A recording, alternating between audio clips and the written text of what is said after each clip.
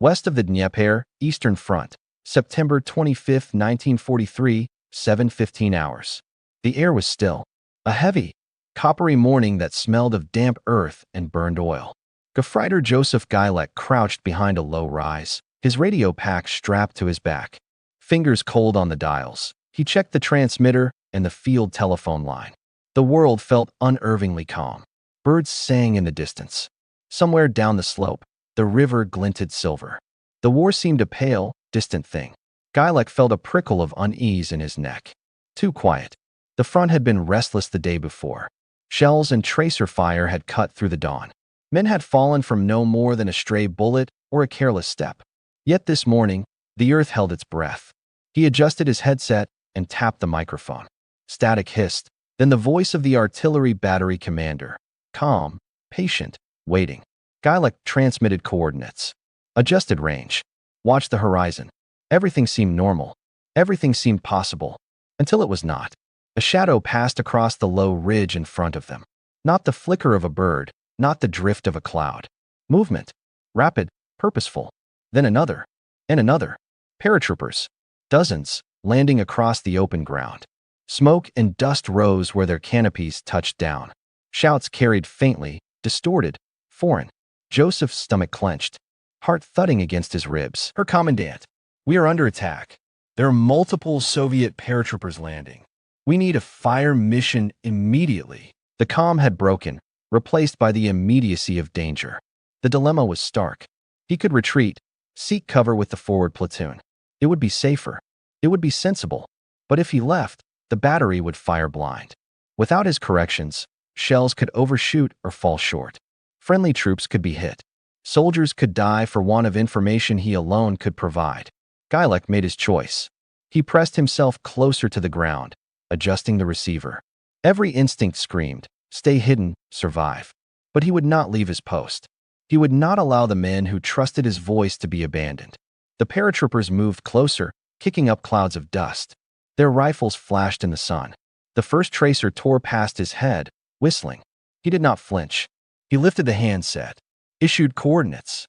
The guns roared in response, their recoil shaking the soil beneath his knees.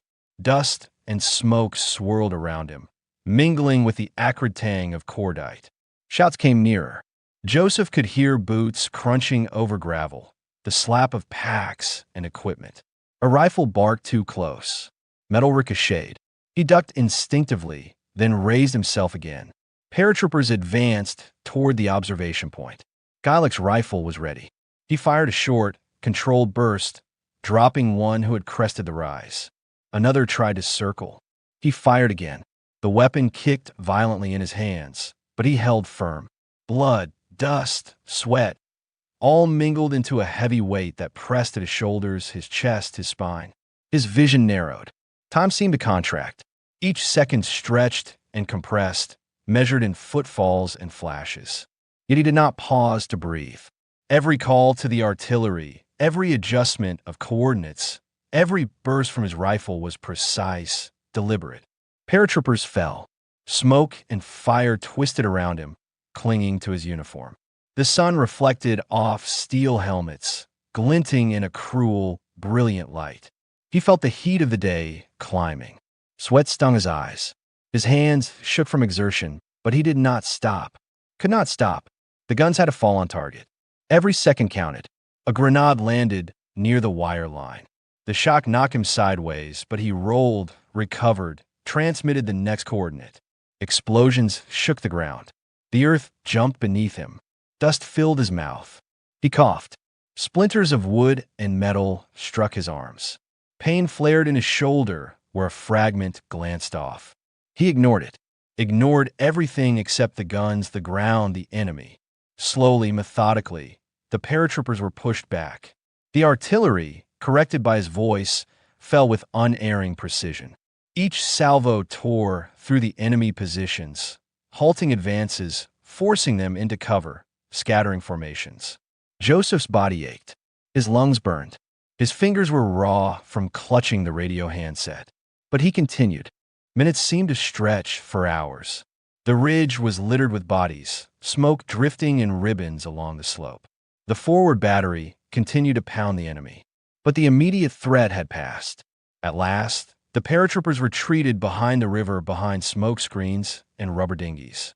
Gilek slumped on his radio, exhausted. His bravery under fire had helped to repel the Soviet surprise attack. But there was no cheer, only the grim realization that the line held and that the Soviets would surely return to try again. Gilek's choice to remain at his post, fighting while coordinating fire, had saved countless lives. Sweat and grime coating his face. Around him, the position fell to silence.